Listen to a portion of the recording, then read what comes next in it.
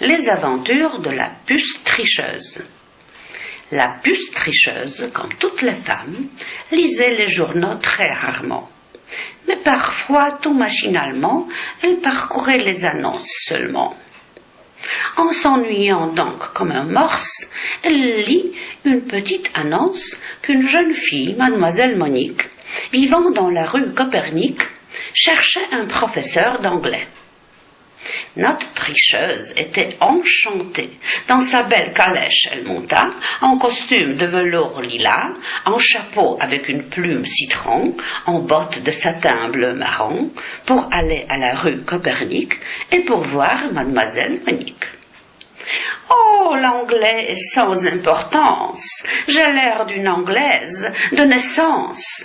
Je m'ennuie, alors j'ai envie de lui faire une petite plaisanterie. » Elle sonna chez elle le matin avec le journal à la main.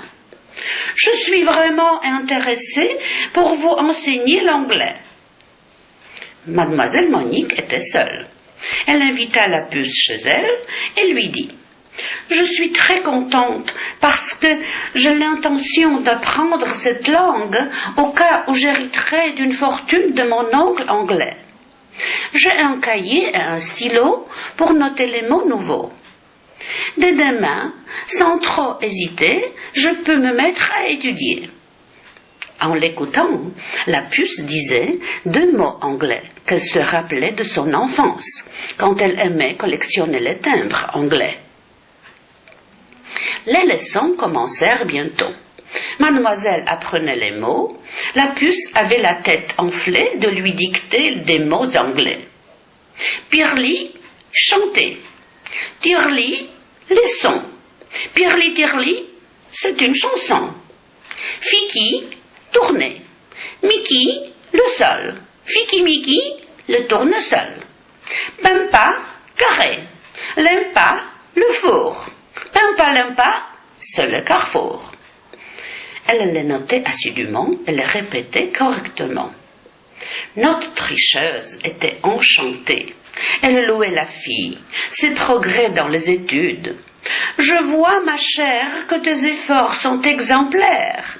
Ton accent, ta prononciation, le roi anglais n'est pas si bon. » 5 jours encore elles étudiaient pour atteindre d'excellents effets.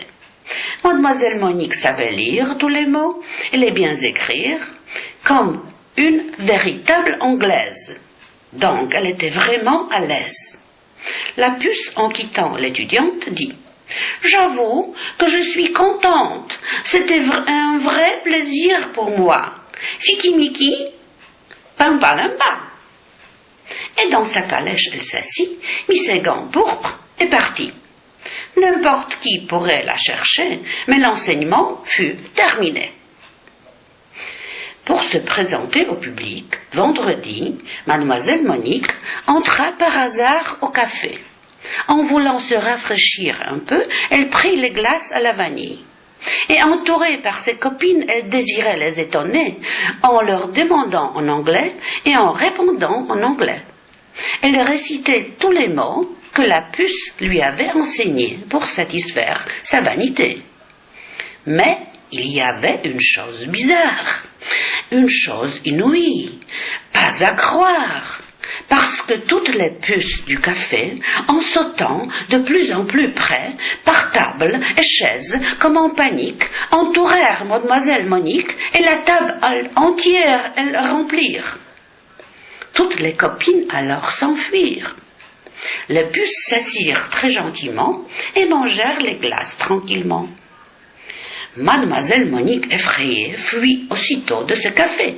Elle arriva dans son auto, mais toutes les puces sautèrent bientôt sur sa robe et sur ses souliers, sur sa tête et sur ses cheveux. C'est ainsi qu'il se révéla que la puce ne connaissait pas l'anglais.